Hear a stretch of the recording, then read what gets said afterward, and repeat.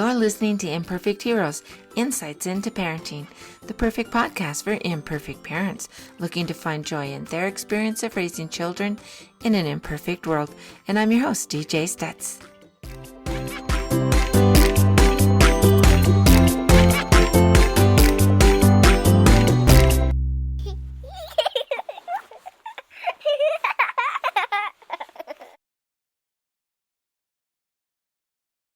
Welcome, my heroes and heroines, and thank you for choosing to spend the next few minutes with us here on Imperfect Heroes.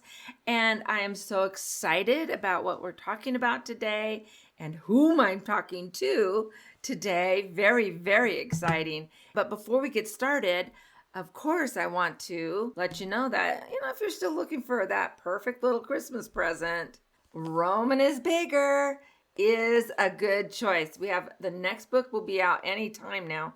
It's called Roman is a Bigger Brother, but this one is the beginning where it all started. And so we know that Roman has big feelings, and he's trying to find the right words to express how he feels. Because he is bigger than mad and bigger than happy. And he finds that when he has the right word to really express how he feels, other people understand him better and he feels better. So it's a fun book. You can get it on Amazon, Barnes & Noble. Walmart's website even has it. So feel free to get that over for your kiddo for Christmas. What a fun thing. All right, let's get started. So today, as with the full month of December, what a great time to talk about spirituality and families. How does that connection work for you?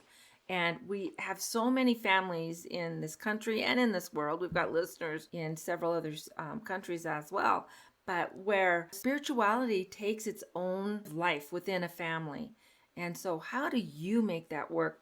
Are you conscious about what you are teaching your kids and how you're moving forward with spirituality? Or is it just something that just flows and comes naturally?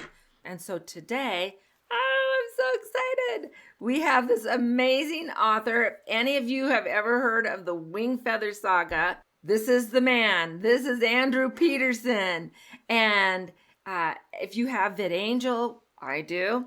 There's the cartoon of the whole saga is on VidAngel. Whenever my grandkids come, they're always asking to watch the cartoon there about the kids. The kids and the lizards. Andrew, I'm so excited to have you here. Why don't you talk to us a little bit about the Wingfeather Saga and then how that came about? And then we'll jump into how spirituality works in our families and what role that played even in the development of the saga. Because to me, it's very clear that spirituality is there. Thank you, DJ. It's good to be here. Well, let me think about that. I kind of came to be a writer through a fairly circuitous route. I was a songwriter first, and I still do. I'm a performing songwriter. So I still think of that as my main job, even though it's becoming less and less true the older I get.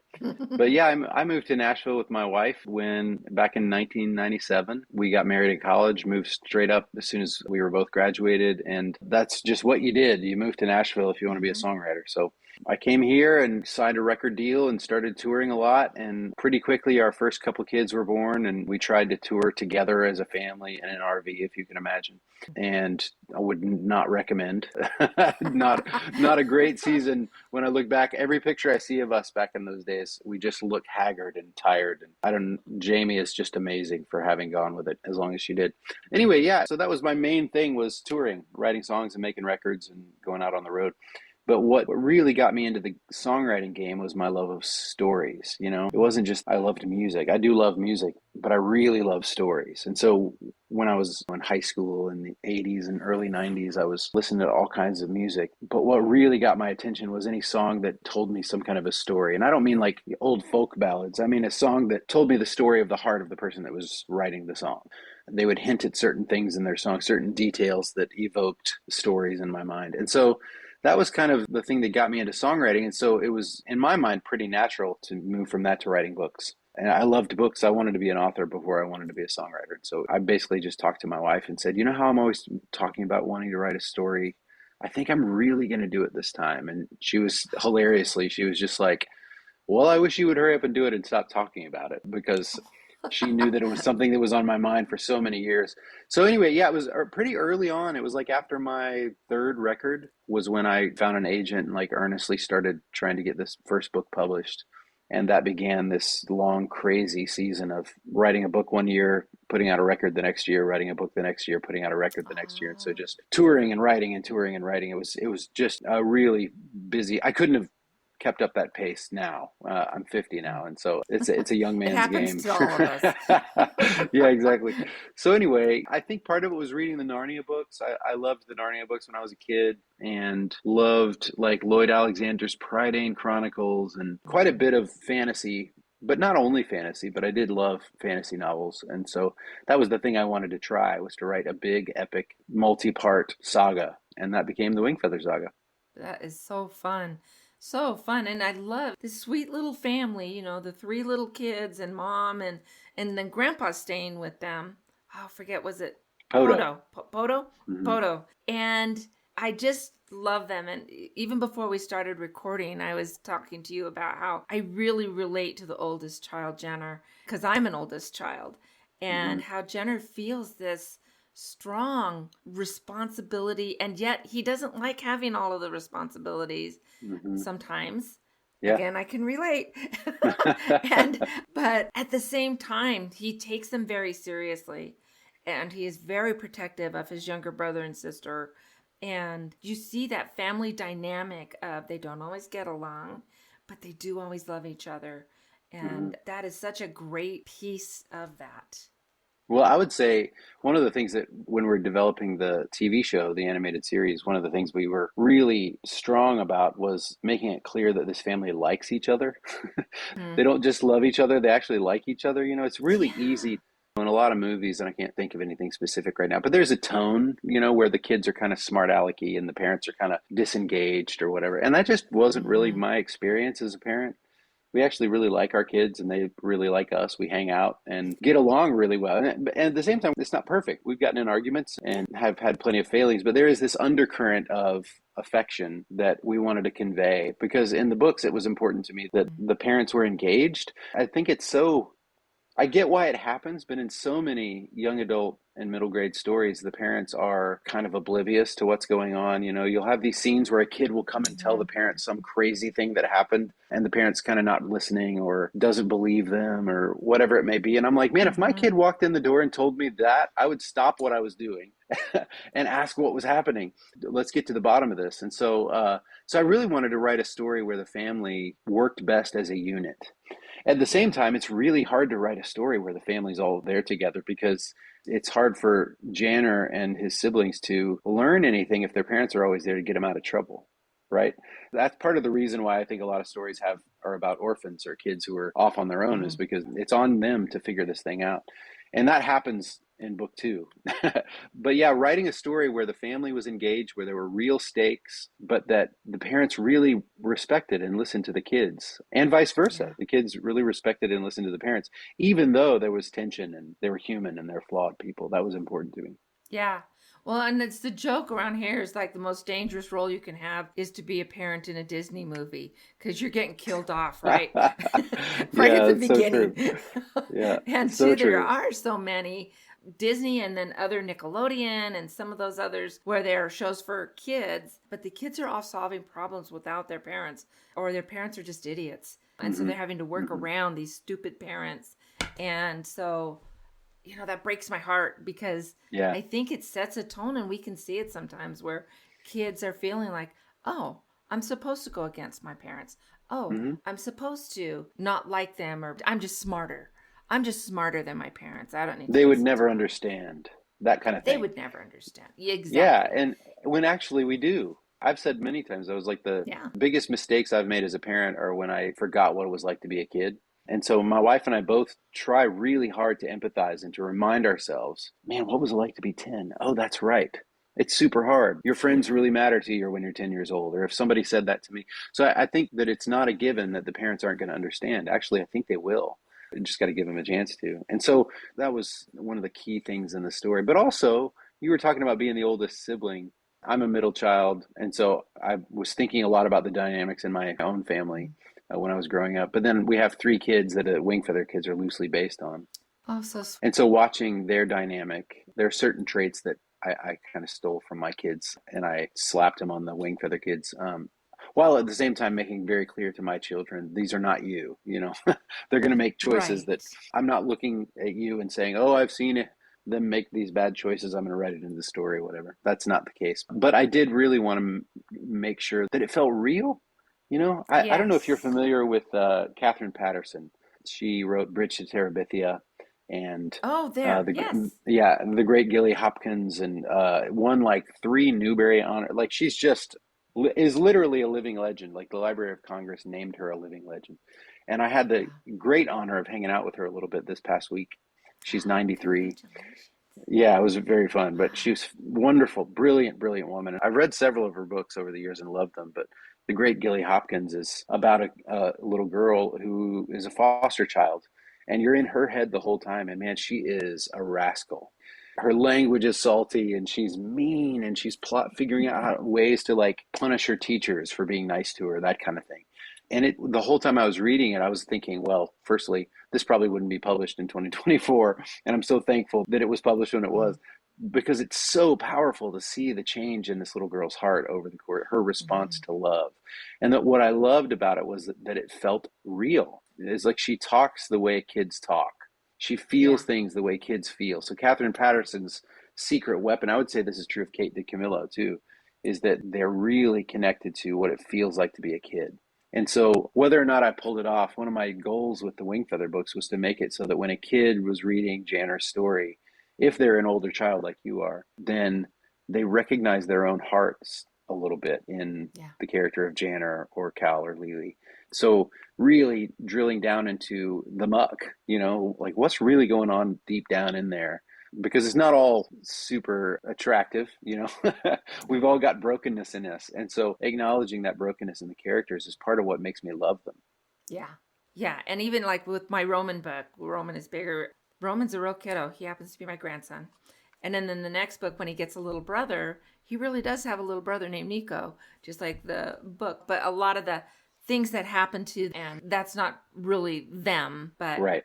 Yeah, it's yeah. just having the fun of them being involved in that. So it's a lot of fun. But I really do appreciate books and series. Michael Vey, I don't know, Richard Paul Evans, he wrote I a know who you're, yeah. series, Michael Vey. The 10th one's coming out. Got it pre ordered. But it is about a young man, a teenager, and he has Tourette's. And I love that he has this disability that he's overcoming, and not only overcomes, but becomes the hero of the story.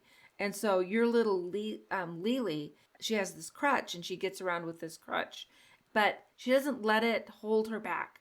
She still gets out and has this full life and is involved with her brothers and goes on the adventures and is accomplishing all of these things, even though she has a disability or an injury. And what could be, poor me, poor me, poor me, my life is horrible, especially in the time, or I don't know what time.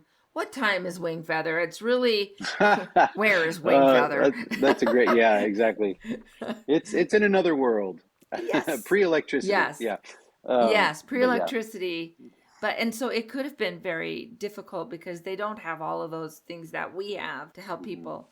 But just overcoming. I love that message of overcoming and not letting it, not spending your life, poor me, but saying, oh, this is what I got. Let's go. Yeah, This yeah, yeah. is where we are. Yeah, I have several friends with disabilities, and it just didn't occur to me. This wasn't on purpose, so I'm not tooting my own horn Mm. here, but one of them who's is wheelchair bound told me that he really appreciated that you kind of forgot that Lily needed a crutch as the story went on. Mm-hmm. She was just Yeah. this character. It wasn't the most important thing about her by a long shot. No. And I think that was not because I'm so sensitive. I think it was just because that's how I think of my friend in these situations. Yeah. Who they are is the thing that I'm thinking about, not this feature. Yeah, so I was thankful to hear that from those friends. But yeah, Lily is one of my favorite characters, and she it takes a while for her to really show up in the story, because it's hard when you're writing a story and you've got these fangs, but you've also got this little 8-year-old girl with a crutch. And the main character is Janner, of course, but I had in my mind a scene where I'm not going to spoil too much, but I was like, by the end of this story, she's going to be riding a dragon. And I wanted that to be this beautiful picture of how this disability that she has is also Mm-hmm. the secret sauce that allowed her to communicate with these dragons. So it ends up becoming a strength and not a weakness. So Yeah. anyway, if you want to see that happen, you got to get to book 4, but there it is. There you are. There you are. Well, I've only done 2, so we'll get there. We'll get there. So let's go ahead and talk maybe a little bit about, because I see so much to me, and maybe it's just the way I look at things, but I just, as I read that and as I watch the cartoons with my grandkids, I just see a lot of spiritual concepts to me, Mm. things that turn out to be spiritual concepts. As I watch this with my grandkids, I just see a lot of what relates to me. And I am a spiritual person, I am a religious person. And so I just pick up on some amazing, wonderful spiritual concepts that are just woven throughout the story. And so, was that on purpose, or did that just happen? Or, That's a great question. Well, I'm a Christian, and so there are certain things that I believe to be true about the world, and mm-hmm, so those things just are naturally flow out of who I am. I didn't sit down to try to go, I'm going to write a story that is spiritually resonant in this way. I mm-hmm, just kind of wanted to write a really great story and trust that it's impossible for what the author, any author, for what they mm-hmm, believe to be true about the world to not show up in what they're writing. I mean, if it doesn't show up in what they're writing, it means they're not being terribly honest. So I wanted to write an honest book. And so part of that is my own experience as a songwriter. I mean, Lily is the Song Maiden of Anira, is her grand title. And she's got this whistle harp that she plays. And she discovers over the course of the book that, yeah, well, there's a scene in season 2 where she wishes she could shoot a bow like her brothers. And her uncle says, that whistle harp in your hands is more powerful than 10 bows. And that's in the real world, the way that I have chosen to shed light in the darkness is through music and through stories. mm-hmm, And it's like the weapons that I use, quote unquote, are a guitar and a piano and hopefully a well written line or two. And so getting to share those sheds a kind of light in the world, I believe. mm-hmm. The way that I think of my calling is that I want to try to tell the truth as beautifully as I can. And so I love. to try, whether it's songs or music or conversations, the truth doesn't really need my help to be beautiful. The truth is beautiful. Truth with a capital T is the kind of truth I'm talking about. Right. But it is important to try to draw attention to goodness and truth and beauty, I think. And so that's what I wanted to do with these stories. So yeah, they call those the transcendentals, but these 3 beautiful things, or 3 important things: truth, goodness, and beauty. You don't always demonstrate those things by just telling somebody this thing is true. One of my favorite quotes that I don't know who said it. It gets attributed to me now, which is hilarious because somebody probably Googled it and heard that I said it. So that's giving me a lot of credit for something I didn't do. But the quote was, if you want someone to know the truth, tell them. If you want someone to love the truth, tell them a story.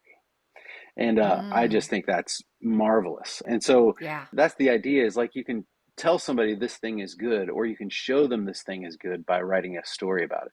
And the way you show that it is good is by telling the truth about it. So for example, if I want to show the power of sacrificial love, I can't just tell Mm, somebody that sacrificial love is important, mm-hmm. but you can write a story that demonstrates that the tiniest act of love can just trump evil, right? A tiny act of love or light or self sacrificial love is just this like thunderbolt in the darkness. And so Mm-hmm. the only way to really get a reader to feel that is to demonstrate it in a story. So yeah, that's how I approached it. I just sat down thinking there are certain things that I believe to be true about the universe. I'm going to trust that those things are going to come out in a very natural way in what I'm writing. And the story has to come first. Yeah. So you've got these 3 amazing kids. How My own kids, you mean? did, yes, Yeah, your they own are amazing. amazing children. They are, yeah. And so I'm wondering, how did spirituality come into play as you and your sweet, patient wife work together to bring faith and spirituality into their lives? Sure. Well, I mean, I think that there are a few things I would say to that. The first thing that pops into mind is a mentor of mine who was a professor at the college that I went to. He taught a lot of classes on family life, and he was um, a pastor and really wise man who died.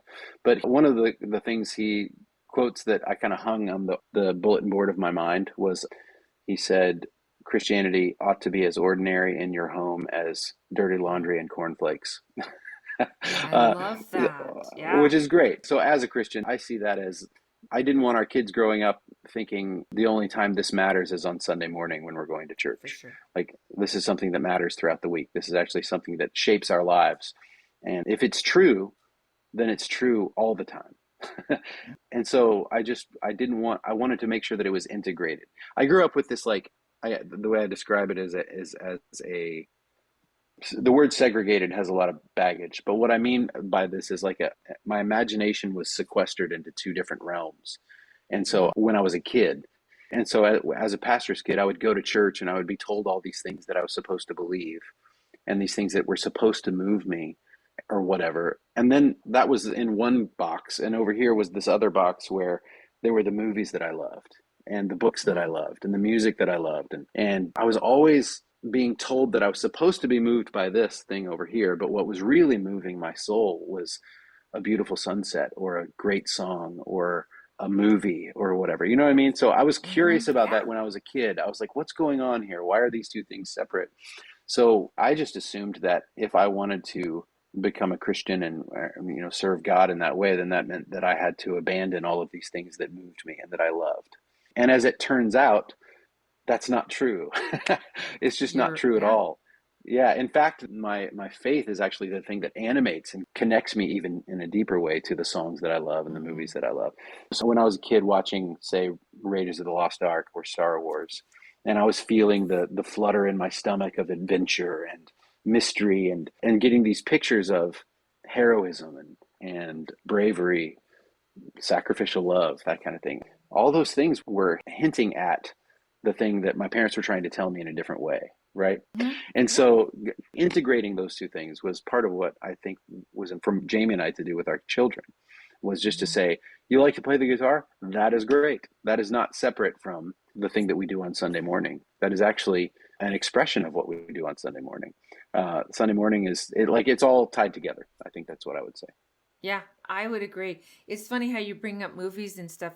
One of the movies, this will date me, but when I was younger, way younger, that came out and it brought an idea to my mind that I hadn't processed before was Sister Act. Oh yeah, I Sister remember that Act. movie. Yeah, And that's a good yeah, movie. and how she would take songs that were secular, just fun songs, even a little older than I was, but not far. And like I Will Follow Him and some of those. Mm-hmm. And it was how she related it to, or the character related it to faith and made those things happen. And that really kind of opened my eyes in so many ways that I could find faith enriching experiences in Star Wars and Raiders of the Lost Ark and Pirates of the Caribbean or whatever. You could Sure. find that. You could Uh-huh. find that. You could find that in your music if you just maybe change the perspective a little bit. You're not changing the words, you're not changing the sound, but you're changing the perspective. And then all these things open up Mm-hmm. to Mm-hmm. you in your world. And if you can bring your kids in and help them see that God is all around us and we can find him in the most unexpected places. Mm-hmm. Yeah, yeah. He speaks well, I mean, one of the things Christians say is all truth is God's truth. And so and it Mm, shows up. He doesn't need us to make his truth known. He invites us to participate with him in that. That's kind of great. yeah. But the culture that I was in growing up, it was a lot of scanning the horizon for whatever was dangerous. And I'm not saying that Mm, there's not dangerous things. mm-hmm. Wisdom teaches you what is good for you and what's not. Just like, you want to watch what your kids eat. You don't want to feed them sugar constantly. So, in the same way, the media that we consume, you want to be careful and be thoughtful about the media that you're consuming. At the same time, rather than, I tried to teach my kids to scan the horizon for these glimmers of truth, not just for these. I actually do think there is a darkness out there, but when it Yes, comes I do to a too. song like you're talking about in Sister Act, yeah, there's really great music, and they may be telling the truth in ways that we need to hear. So I think that's important. But sometimes they're not always telling the truth, right? And so part of the journey is being wise enough to know the difference, which is Yeah. why as a Christian we have scripture and we have the church and things like that to Mm-hmm. help us understand Yeah. how that works. Anyway, it just opened the door to so much more fun with our kids, to be able to watch certain movies. One of the best things about being a parent is curating the music and movies your kids get to listen to and watch. Oh yeah. Like, I could not wait till my kids were old enough for me to introduce them to Paul Simon and Counting Crows and bands that I love, and to just go on a drive with them and point out the great beauty that I find in these different things. And it's like a fun thing to teach your kids a good discernment. Teach them what great music is. Teach them what a great Yeah. movie is or a great book. I've said for years, like, I would rather my kids read a really great book by someone who's not a Christian than a really bad book by someone who is. Agreed. And so teaching them that, and one of my favorite examples of that was when my daughter, who's now a professional touring songwriter, she's amazing, way better Oh than I am. wow. And when she was like 5, she grew up listening to Alison Krauss and Patty Griffin and Emmylou Harris and all these great singers. Yeah. And somebody gave her this kid CD of Christian songs. And I was just like, oh no, we're going to have to drive around in the minivan listening to really bad music for the next month. And and before I could stop her, she ripped the cellophane off and put the CD in the CD player, and it was just as Mm-hmm. bad as I was afraid it was going to be. And Oh. within about 20 seconds, little Sky was 5. She goes, "This is bad. Can we listen to Alison Krauss instead?" And she popped it back out. I was like, "Yes, that is my girl." Yes. So Yeah. I think that's the thing that we tried to do at home, was just to give our kids these tools to understand what is really great art and understand that the Lord God can speak through Mm-hmm. all of that. Anyway, yeah. Well, and I find it so, I think, insincere when people will just shove spirituality into something and they do it very poorly, don't spend really that much time at it. They think, oh, but it's about God, it'll be fine.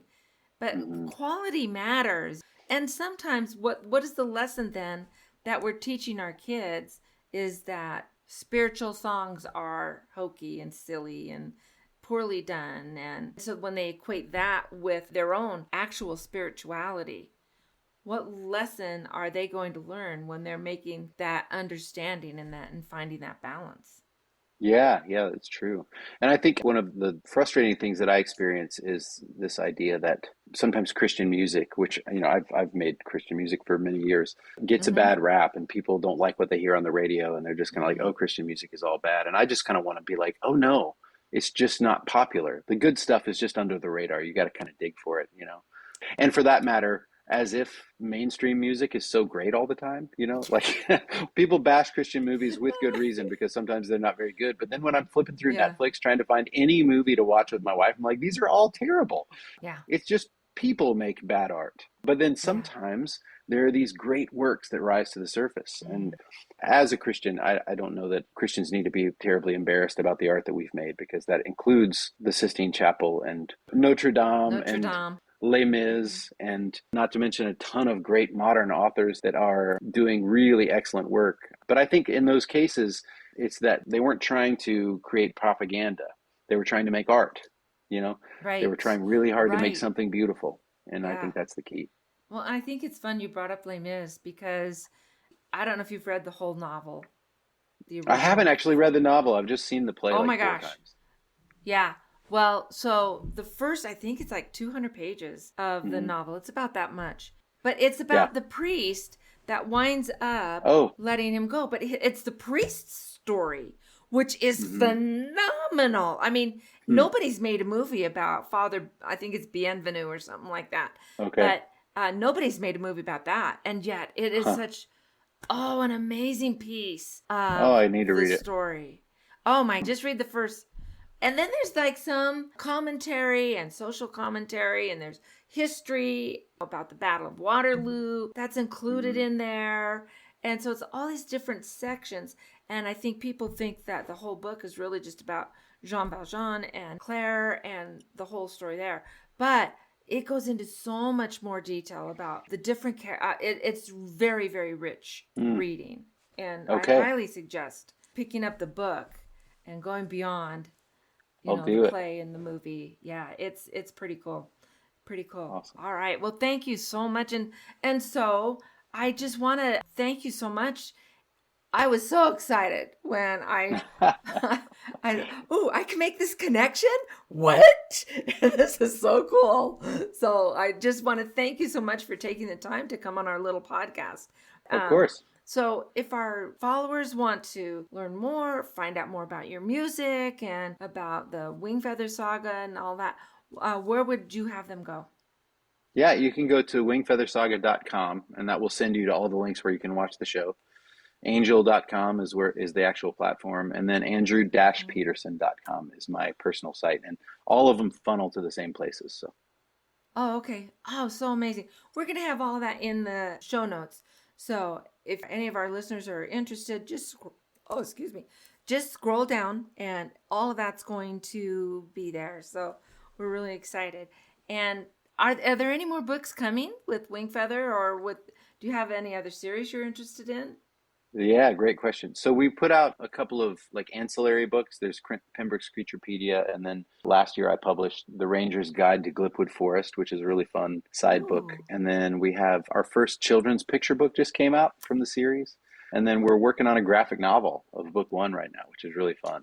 So lots of fun stuff. But apart from that, I am about 3 years late on a young adult adventure story that is not a Wingfeather book. It's its own thing. 3 years late turning it into my publisher. So I'm working on it, but it's just taking a long time. The show has made things very busy, and I'm still touring. But yeah, I am working on a new book. Oh, that's exciting. I can't wait. Can't wait. Maybe we'll have you come back Thank you. That's ready to go live or Thank you. Yeah. Whatever. Thank you so much. All right. So I ask all of my guests the same question at the end, because we know there are no perfect parents, but there are parents who do seem to be more successful maybe than others. But how would you define a successful parent? How would you define a successful parent? Well, I have to make all kinds of caveats in this. All 3 of our kids are married now, and we love all of their spouses. And I'm a grandpa now. My oldest son and his wife gave us our first granddaughter about 18 months ago, but she's awesome. But what I've learned is that you keep making mistakes. Isn't that amazing? I'm 50 and our kids are grown, and you still step in it sometimes. And you're like, oh man, I'm such a doofus. I said this thing, or, whatever. So I think that my answer to that question would be the most important thing you can do is keep a good open line of communication with your children. Don't try to be perfect. Try to be humble enough to admit when you've made a mistake. So one of the best things, like I could tell story after story about times that my kids told me, hey, when you do this, this is how it makes me feel, or here's the thing that happened, and let me tell you my experience of that. And oh my goodness, conversations I probably never would have had with my own parents, just because our relationship was different. And I've been so thankful that the lines of communication are open, so that when we do make mistakes, we can work it out. I think that's the thing, is like, I love the title of your podcast. You're not going to be perfect. So our only hope is mercy and forgiveness. You just have to be merciful to each other. Yeah. And that's the garden where we're going to grow best. Absolutely. I've always felt like if we truly saw the eternal big picture, we would never scream for justice. We would always scream for mercy. That's good. Yeah. So anyway, that's just, crazy DJ. But but I really feel strongly about that. Well, Andrew, thank you so much again for joining us and being a part of us and talking about your saga as well as spirituality and how all that comes to play in so many pieces of our lives. And actually every piece of our life, spirituality is there. And so thank you so much for being here. And for everyone, until next time, let's find joy in parenting. See ya. Thank you so much for sticking around to the end of today's episode of Imperfect Heroes. Parenting is truly one of the most rewarding journeys we can take. But let's face it, it can be incredibly challenging, and sometimes we make it harder on ourselves than it needs to be. The good news is that with a little bit of work up front, there are practical steps you can take to bring more peace and joy into your family life. I am passionate to share these strategies and insights with you.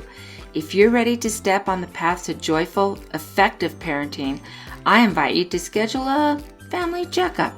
Just click on the calendar link in the show notes below, Schedule a time that works perfectly for you, and let's work together to create a more harmonious and happy environment.